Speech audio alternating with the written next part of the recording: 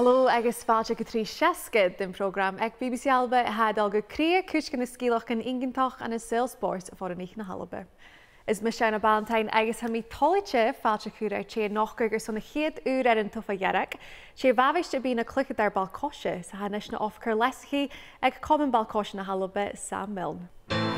Program na heiche noch, Cuideachd para-lùth-chleasaiche Hope Gordon a Cathav sí riochdachadh Bhreatainn ag Geamannan Parailimpeach Yauri and in Beijing. Cuideachd von bogsair a Loch Abar, Siobhan Duncan, ha nis a genu ainm hain ag anions gon roi suas na figadin mus to hoisihi ar Savage. Sam, welcome to 360. Hello. Hello. For the first time, it's so good to have you on, and what I love about having a new guest on is hearing your story and your story about sport and how you, especially in particular, have been involved in it for so long. Can you even just take us back to the start, even when you first found your love for sport? Yeah, so I suppose it's always been quite hard to pinpoint when that happened. I think for me it was always just something we did. My brother was quite sporty. My family, I would say, were sporty but not hugely sporty, and yeah, we just at some point along the way it was just ingrained that that's what I like to do. At school it was always something, I was always that kid that wanted to go and play football, or that girl that always wanted to go and play football or wanted to try swimming or that type of thing. For me though, it was always really hard to play football. I was actually banned from playing football at school, at primary school. I think the excuse was there was no toilets for me to get changed in for away games, so it was really sad at that point. At high school there was only myself and one other girl who, funnily enough, I'm actually a bridesmaid at her wedding, because she was that other girl, you know, that played football. And then yeah, over the years it was just, my mum and dad were really supportive, just trying to get me to go and do all the different sports. So I tried swimming, tried a bit of running, but it always came back to cricket, football. Tried netball, got in trouble because I kept headering the ball. Tried hockey, kept stopping it with my feet rather than the hockey stick. So yeah, just always kind of played football. And then, you know, I had to sign senior at girls football when I was 11 because there was nothing else for me to play in, which I'm only 37, so that's not that long away that we were in that position. And then from there I managed to go and sign at a girls club at Farmington when I was about 12. Managed to play football there, and then yeah, just kind of took it from there. But at the point of where it all started, I'm not sure. I just feel it was always just ingrained that I just enjoy it, I just love it, and I just want to play it. And you had so many great years with Farmington, didn't you? Can you just tell us about some of your playing years there? Absolutely. I mean, off the field, all of the people that I played football were still my best friends, and we're still just this little group of people that we always take it back to football. So that in itself is what's really important to me, is the friendships, it's the connections that you made, it's the life that you made through football. I played there from the age of about 12 up until about 20, and then I moved. I was kind of floating about of, is it right for the usual, you know, starting uni, is it what I really want to do, going through that stage that a lot of us go through. And I left and I went and played at Dundee United and a club called Loch United. And then I went back to Forfar when we were in the Premier League, and it just seemed too exciting to not be part of. So I went back under the leadership of Mark Nisbet, and we had so many fantastic times there. I did have to retire at 28. It was the year that Forfar finished second in the SWPL, and we got to Scottish Cup final. So it was really a career-defining moment that we'd done that, but I only got to play 4 months of that season because I had a bad knee injury. So yeah, it was just, and the club still very much, I work with the club closely now. Nicola McBride and Colin Brown and the committee that's there are still running that club fantastically, so, and I work closely with them in my job as well. But I suppose a knee injury and having to retire at that point, did that kind of lead you on to where you are today with your career, kind of really push on in that way too? Yeah, absolutely. I mean, it was always quite hard to try and play at that high level and do a job like this as well. This job is a 15-hour-a-day job, because it's your passion as well as your job. You don't just switch off and think that's me done. So yeah, absolutely. It took me to just igniting that I can't be part of it anymore, but let me be part of something, and I want to be part of something that's in there. So yeah, absolutely ignited that. I knew what it was like to be part of a team, part of a club, and I just wanted to I want every day, and my colleagues, we want to give everybody that opportunity and work with clubs and support everybody just to be part of that journey that's there. And you've seen so much amazing growth as well on this journey too. We were just talking before we started filming about when you first started. Was there one girls team up north? There was one league in my region under 13, and there was a national league for women's teams, and there was one league, like I say, so that was a bit of a mix of age groups in there. And then there was like teams that were just floating about, but you know, games were always getting cancelled, and there wasn't anything. I've been in my role 15 years now, and I used to walk about with a bag of balls on my back and cones, walking about schools. There's 300 schools in my region. Just, does anybody want to play? Let me come and play. And I remember being told by one school, saying, "Oh, we don't do boys netball, so you can't come and do girls football." Now that just wouldn't be heard of now. That's just not something that happens now.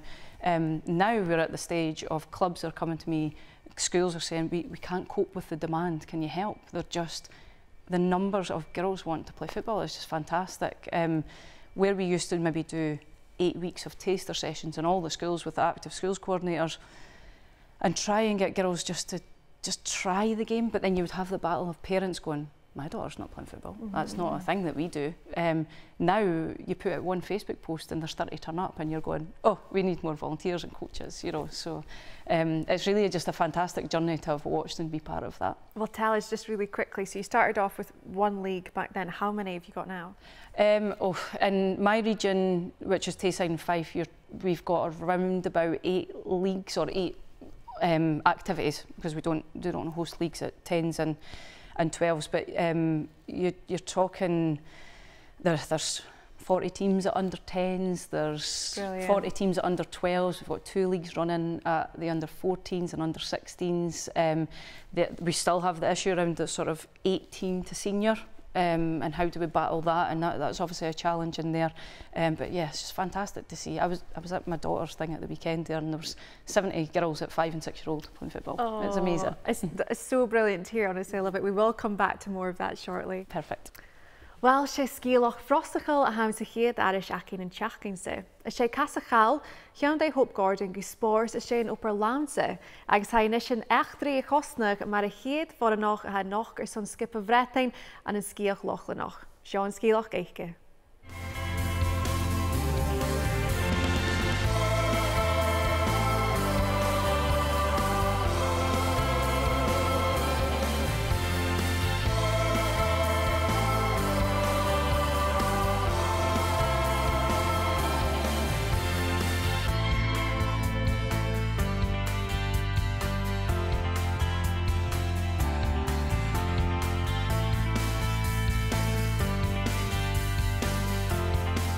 A Uair bhí stríle pian uabasach na Cuideachd.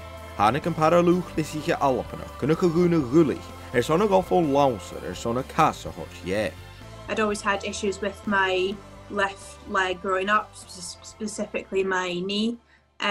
We never really thought too much of it. We just thought it was a bit of growing pains, and it kind of came and went. And then eventually I was diagnosed with a condition called complex regional pain syndrome, which is basically a chronic pain condition, like a neurological pain condition. So that kind of progressively got worse and worse and worse, to the point where I was in a wheelchair full time. I had no movement with my left leg. I couldn't bend it, I couldn't touch it because it was hypersensitive. Just wasn't very great, really. And then I kind of was starting to think about the idea of amputation, but it's actually against the guidelines, purely because it's a neurological condition, so it is essentially coming from my brain. So the risk was that if they amputate the leg, the pain signals could still be going, which meant that I would still have the same pain, just not have the limb. But I was a bit like, well, at that point, you know, I couldn't remember what it was like to not live in chronic pain because it had been so long, and I was quite young when it first developed. So I was a bit like, having an amputation was much more to increase my quality of life rather than to get rid of the pain. So yeah, for me, that was the only kind of option really, to try and progress with my life, if you like. And then after a long battle, I kind of finally had it off in the 2nd of August 2016. Gun pian inische, bhog Comann Ball-Coise an the spores agus Lochlannach sonna chiad. when I had my leg amputated, it was sort of almost like a whole new world of like sports that I could try, and I was keen to try new things. Yeah, some of which were just totally for fun. So like I did a bit of rock climbing, just things that I've never been able to do before, but I just wanted to try. And then I saw an opportunity to try out canoeing. I love being outside. I love water. To start off with, if I'm honest, it was just a bit of a great break from the library. I was in my last year at uni. I did my dissertation when I first got in a boat, so it was just a bit of a fun way to get out the library for an hour, if I'm honest. Chael hob amach as na Geamannan Parailimpeach in Tokyo, a chosig bewn etiquette ag fatbers na Cuideachd, so dulting and nuddy. Last year was a bit of a mixed kind of journey for me, if you like, because I just missed out on qualification for the Tokyo Paralympics. But just because of COVID, we ended up having our World Championships just after, which for me was great because so basically there was only one person who could go to Tokyo for the Paralympics, but you could have 2 people per classification for the World Championships. And yeah, it was lovely to kind of finally get the opportunity to race again. My first World Championships was in 2019, and then pretty much after that COVID happened, so then I didn't end up racing again for a full 2 years. So I knew training was going really well, but I hadn't been able to like actually do anything with it, if you like. And there, you know, all the medalists that medalled in Tokyo, they were competing at World Championships as well. So it was nice to know that, you know, the kind of only reason that I wasn't at Tokyo was because my team is so good. So my teammate Laura, she went to Tokyo and she got gold in Tokyo, and then kind of we were together on the podium at Worlds, which was really cool. A Sgioba Bhreatainn the còmhla bogsair agus Cuideachd, Sgioba Lochlannach, agus sin var an de h-Alba and the spores of uair. Yes, this is maybe a little bit of a random one. So I'm good friends with a guy called Scott Milne who went to Pyeongchang, so the last Winter Paralympics, doing Nordic skiing, so that combines cross-country skiing and biathlon as well, which is shooting and skiing. He's always said to me that he thought I would enjoy the sport and that I'd be kind of like okay at it. And I've always been like, yeah, like one day I'll give it a try, not thinking it was going to be any time in the near future. So I spoke to my canoeing coach about it, not really expecting him to kind of be on board. And luckily for me, he was like, you know, either go all in and try and do everything you can within the sport, or don't bother really. So I was like, right, let's just give it a bash and see what can happen. But I certainly never thought I would be kind of waiting to go to Paralympics after being on snow for 8 weeks. Sgioba Bhreatainn Sgioba Paralympiach Bhreatainn riochdachadh an sgìtheadh Lochlannach, agus dèanamh sin Roipe and the Beijing. Yeah, it's really cool. It's honestly something I didn't actually realise until I was told. It's not something I ever really planned for, but it's really, really cool. And you know, I guess the biggest thing for me is I might be the first female Nordic skier, but as long as I'm not the last and I'm not the only, you know, we're seeing it a bit more and more in the media now that in order to be something, you need to see it. And I don't see any reason why there can't be more females involved in this sport. You know, it is a pretty inclusive sport for para-athletes because you've got the sitting option, you've got a standing option, there's a visually impaired option. Obviously it's a hard sport to be good at within Britain because we don't have very much snow. But if, you know, when there's a will, there's a way. I'm really, really excited. I think it's going to be a really cool experience. I'm trying to just be like as chill as I can about it. I just want to learn as much as I can, and in order to, you know, be a better athlete in the future, I guess. I'm being quite realistic that, you know, I've only been on snow for 8 weeks. There's only so much you can achieve within that time frame. So just to kind of have my ticket to actually go is like more than I ever thought. So I'm just going to try and enjoy it as much as I can. Ha hope gamas it na Geamannan Parailimpeach an the Paris and a Davila is Ceir Harichid. Agus ha gyfi còmhla dolle Cuideachd agus sgìtheadh Lochlannach son páirsa gáilsa dá chuid.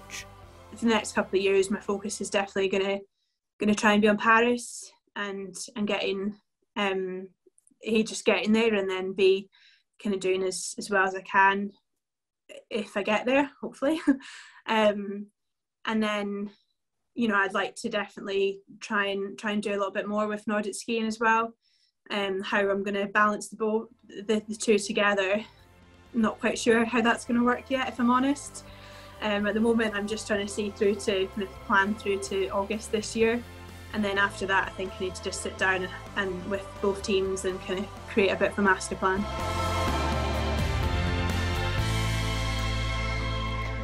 Sam, it was just yesterday that Hope missed out on qualifying out in Beijing, but you watched that, and what a story. It's huge. I don't even know where to start. It's amazing. It's such an amazing story. Hope just oozes inspiration for me to make such a life-changing decision so young, not knowing whether it would work, then just going on, and not just one sport but two. To go and try all these different, it just, and what I really, for me, I can relate to Hope. You know, she looks like us. She's normal. She's not an athlete, you know, that you would probably say that's a top athlete. I can't make that. She's just a normal person that's just so inspirational. Yeah. So inspirational. It's amazing. I know you watching that, you probably could have done hearing from somebody like Hope 10 years ago when you went through your own injury. Absolutely. I mean, for me, the minute that I done my injury, we just accepted, okay, that's me retired. I'm 28, you know, I'm getting on a bit. I needed to retire, because for me there was no way I could compete in the sport that I wanted to do it at the level that I was at, because I needed to be at this level to play. But seeing somebody like Hope, I just wish that I'd seen somebody like that. And we do see more stories of that now, which is great. There's obviously shows like this, and you see a lot more on social media of inspirational women that you can actually relate to, and Hope said that you can't be what you can't see.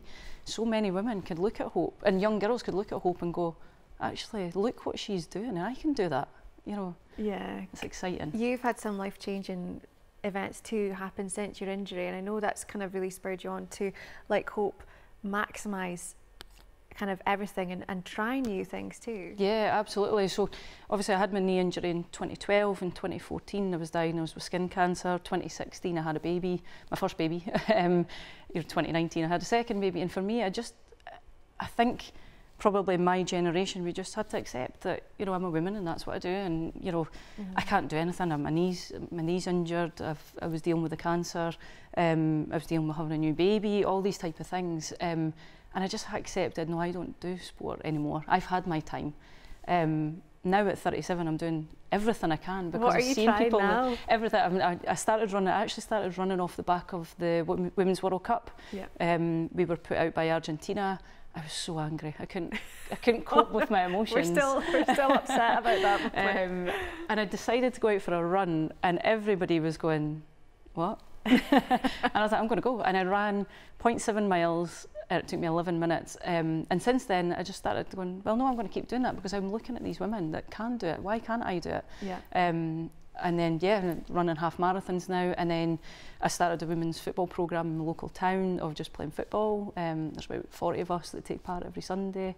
And I'm also, you know, looking into other sports of netball, and why not? Let's just give it a bash. Well, I'm sure people watching this will be listening to you and thinking, right, Sam can do it, I can do it. Just like we just watched Hope there and thought, okay, Hope can do it, so can I. And that is what is so crucial for women's sport, to be able to see people like Hope. Honestly, I feel like I'm still kind of lost for words, because it's so amazing what she's been through. Such a huge decision at such a young age, and changed the course of her life, and kind of sport being at the centre of that. Again, it shows the importance of it. Not one sport, two sports. Yeah. You know, it's fabulous to see, and yeah, I just find it so inspiring, and I just hope so many more women out there who are not sure, should I go and try a sport?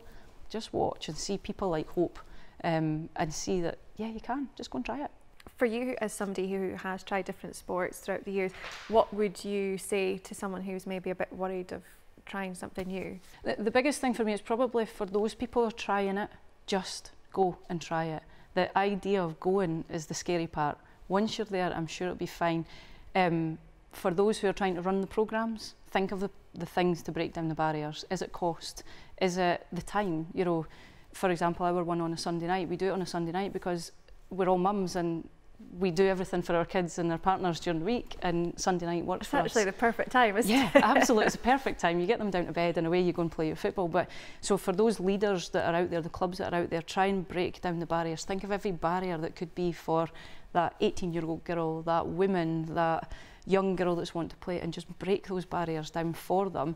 And if you can break those barriers, then it's easier for these women to say, I'm going to go and give that a shot and I'm going to try it. And what about the inclusivity as well, the importance of that? We've seen it with Hope, having these opportunities. There are these opportunities across Scotland now, you just hope for more too. Absolutely. Again, when I think back to starting, or when I played, for me in my sport, it was always just boys, men played football. Now it's girls and boys play football. Now, we're para sports, you know, we're black and ethnic minority sports. How do we break down those barriers and make people feel included, and be part of the club and be a member of your club and support that? Again, break those barriers down for people. Absolutely. Sam, thank you very much. Well, hag leorga na haar Lochaber trí seachdain táiseach san spóirsacha nuair a chaid suas an Ballantyne. Nuair gluasaid a sé a bhí an loib spórs eile. Tá sin Cuideachd mu Siobhan Duncan a chaid is a cosnú Cluinnidh an an bogsair.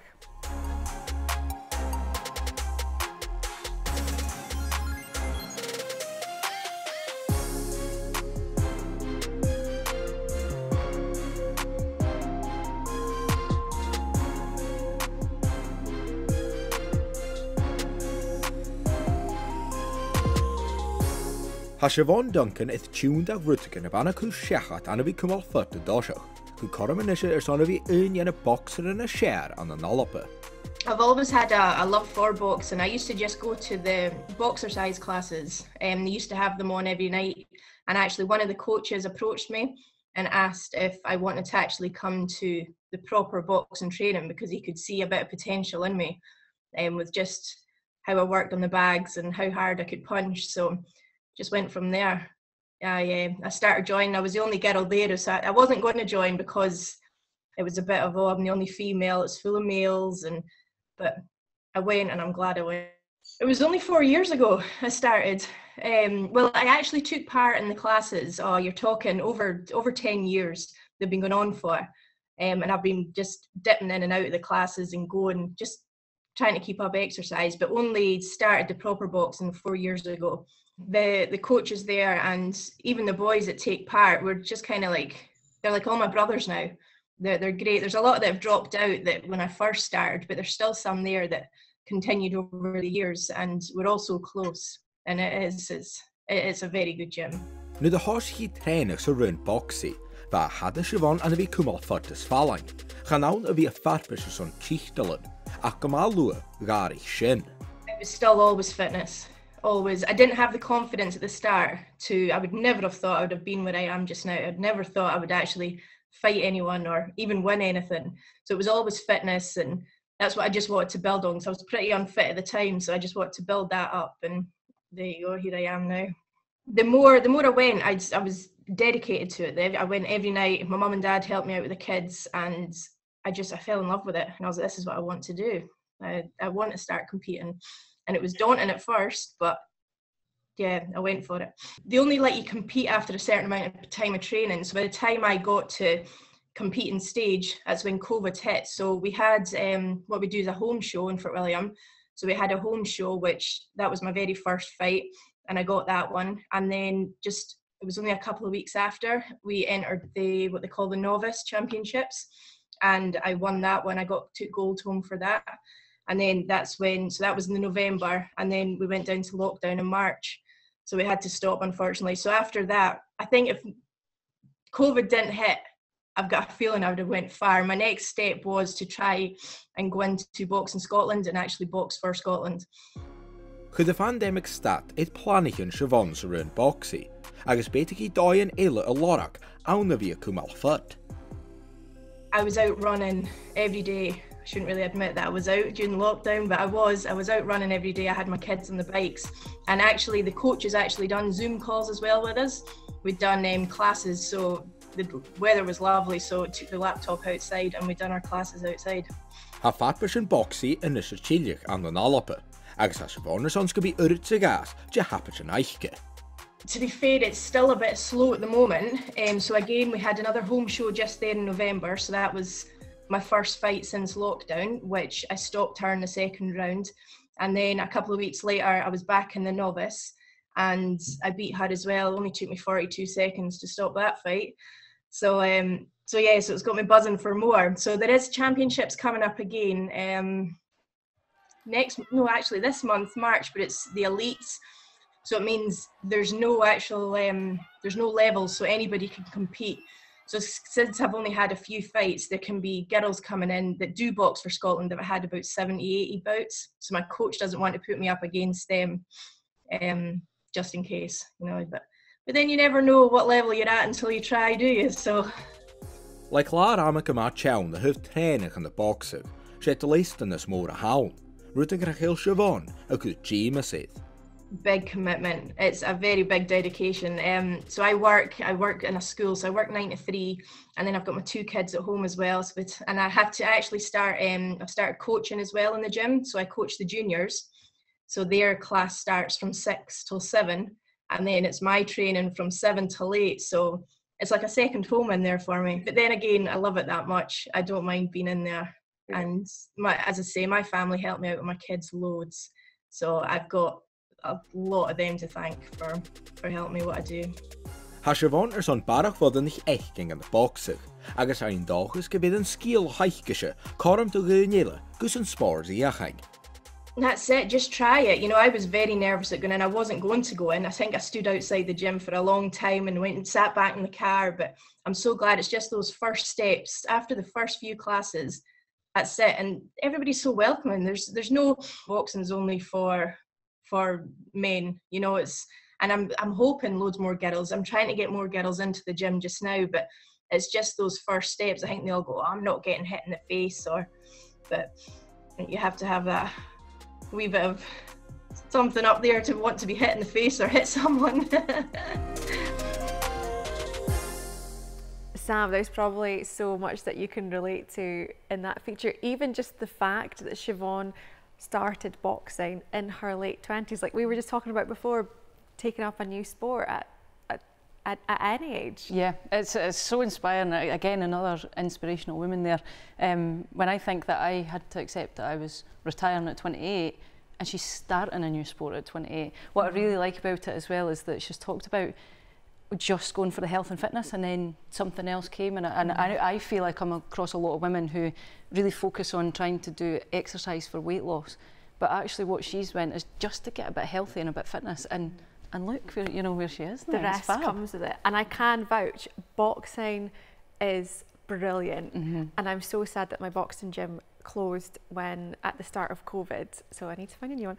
But it is so much fun. I'm actually really upset that my coach didn't ask me to train more professionally. Like, who knows where you would have been? But it's another one to add to your list of sports to try. Absolutely, and that's it again. It just probably comes back to like what we were saying about hope there. Seeing someone who I can relate to. She's a mum, you know, she's tried to sport at an older age. She's never done it before. Then absolutely, why not now? Why not? Why can't I look at somebody like Siobhan and go and try that now? Along with so many other women out there, we've all got these things these barriers, and we think, well, we can't do it. But actually, when you see someone doing it, that just gives you that inspiration to say, well, actually, yeah, I can give that a bash. Totally, and especially it shows in sport that, like you say, there is no barrier when it comes to age. There is something for everyone. Absolutely. It's really interesting as well how Siobhan is doing it in terms of, she started just to kind of, like you say, get fit and enjoy a sport, but now she's competing and she's really going for it. Whereas a lot of people would maybe compete at a younger age and then go back to sport as something to enjoy. So it's really interesting seeing that different angle. Yep. At Siobhan's age too. Absolutely, and I think that's it. And you know, she wouldn't have known that she wanted to compete, because I think that was clear. She wanted to compete after she got into it there. how do you know you want to do that if you don't go and try it and see what it's like? And again, probably what it sounds like, our club's given her that amazing support to do that, and her family to go and do that. And it's just fantastic to, if she hadn't went and taken those first steps, as she said, then who knows where she would have been. Totally. And we were also, like you just mentioned there, we were talking about this support for being a mother and how important that can be when it comes to finding your own path. Absolutely, and I think that's for any woman wanting to take that as a mum. I find it really hard to find that time, and I'm sure a lot of mums have this whole mum guilt of, I've been out at work, I've not really spent time with them, so where's my space there? And I think again that's really important, that you have that structure around you to support you. And again, coming back to what I said earlier about clubs thinking about that, how can you break down barriers? Can you do a session for mums that actually the kids can come along as well? I work with a club at East Fife, they do a family night. So Sunday night, if you're a boy, if you're a girl, if you're a mum or a dad, there's a place for you to go and try and just play football, which means the whole family can do it. So again, breaking down those barriers. But yeah, I mean, having that structure that she's got her family there is absolutely crucial for her to go and compete at that level. And Siobhan also mentioned about getting more girls and women involved in boxing. I know that is a huge part of your role, and actually let's get back to your role. We were talking about it at the start of the programme. There's still so much to hear about it, so even just give us an overview, and we'll really get into how crucial and important your role is in terms of developing women's sport. I think so there's 6 of us that work across Scotland, so we all cover an area, and we're specifically for girls and women's football, so we work in a team of 5 in the region. And we're funded through the Cash Back for Communities Fund as well, through the government. So we work around the school of football programme, we work around the VIP programme, trying to get more people in, male and female. How do we get them volunteering more? And I think our jobs are, how do we start pulling it all together and supporting those? And a lot of my job comes where clubs are saying, we really want to try this, can you help us? We've got this problem, can you try and help us with that? You may have numerous clubs coming to you saying, we want to try this, and you start being that person that kind of pulls it all together as well. On top of that, so we've just launched a programme recently, the UEFA Playmakers programme. It's a fantastic concept. It's for 5 to 8-year-old girls, again, breaking those barriers of maybe they don't want to come and play football, but they can come and do the storyboard of a Disney film. So this one we're about to launch is Frozen 2. So they come and do a session around the storybook that incorporates football into that, to break those wee barriers down of, I don't know if I like football, but actually we're bringing you to play a story, and you might start to play football after that. We do things around the schools like our Spar Cup programme, our Spar Future Cup programme. And yeah, I've been in my role 15 years. Seen so much change. I know, it's so much change, so much change. And for me, obviously I'm working in it, so I do feel it's quite vital that there's someone there that can pull it all together and support the development. On top of that, we have clubs now with full-time members of staff that specifically just for girls and women's football. If I thought 15 years ago that type of thing was going to happen, it was just a million miles away for us, so it's fab. What about in terms of a community? How do we make sure that we get the likes of the next Erin Cuthbert and Caroline Weir and Lisa Evans? How do we make sure we see that next generation of players come through? I think again it's just, so visibility I think is huge. We need to know who Erin Cuthbert is and Caroline Weirs of the world. We need to know who they are. But also for clubs, what we at the Scottish FA are starting to work on is how do we create that offering for every single boy and girl, that if I want to be an Erin Cuthbert, there's a place at a club for me. If I want to be just playing with my friends and playing in that recognised game, there's a place for me. And if I want to just give it a bash once a week and I don't really want to commit to games, there's a place for me, whether I'm 4-year-old or whether I'm 94-year-old, that cradle to grave. How do we support that offering there? So, but for me, it's really important to understand your community. So if you're a club that's a community club, understand what's in your community and how can you plug those gaps to let everybody enjoy the sport. If we take this week, for example, it was International Women's Day. When we have a day like this for you, especially in your role, how would you reflect on that and kind of how far you've come and actually what your plans are now going ahead? I think International Women's Day always allows me to reflect. When I started in my role, there was only one female in the whole of all the regions, which was myself, and at the time it was Sheila Begbie and Anna Signal that was there, and it really felt like it was just us. There wasn't many. So, you know, you do your normal social media of celebrating International Women's Day, and I was doing one yesterday, and it was your Fiona McIntyres, your Corrie Campbells, your Shirley Martins, your Jo Murphys out there. There's so many of us females now in the sport, and it's so normal now. But on top of that, the male colleagues that we work with are really important to helping us drive that as well. And then on top of that, you've got so many more female volunteers that are now coaches, or you know, working in clubs that are developing the game and allowing them to see that as well. And then going forward, it's just make it more normal. Make it just anybody could come and be a volunteer, a player, a coach if you're a female. And tell us, you've been involved in sport, women's sport for so long. What is it that you just love about it the most? I think for me, for probably a long time, it felt, and I was speaking to my best friend that I talked about earlier, we were the ones that stood out in school uncomfortably because we were those two girls that played football and we didn't know each other at this point. For me, what I love about it is I'm part of something now. I'm part of so many more women that's out there that we feel comfortable now. I feel comfortable standing saying, yeah, I'm there to develop the girls' game, and I'm not shying away from that. And I love that we've got our national team players that are there. I've got my colleagues that are there, and we're getting more and more volunteers and women out there that are doing that. But as well, we have so many male volunteers that are just championing women. What I loved yesterday about International Women's Day was so many men talking about women that are influencing them, and that for me is so exciting. It is so exciting. What a lovely note to end on. I feel very, what's the word? I don't want to say empowered, but I just feel very excited about the future of women's sport, in particular football in terms of women's sport. And it's because of people like Hope and Siobhan's stories that help us do that. Totally. Sam, thank you so much for joining us this week. It was so lovely to have you on, and we will definitely get you back. Lovely. Thank you. Well, sinna son in noch, ma hag do Sam Milne son a bhí collarúms in studio. Jan cín seach go bhfuil si bh lentan trí seascad YouTube agus géibh si bh program Na Geamannan Parailimpeach BBC iPlayer. Fiach an bí sibh a rás na cheachcain son bara scéalchain muna boranich ingantach an in spórs na h-Alba. Mar sin leibh an-dràsta.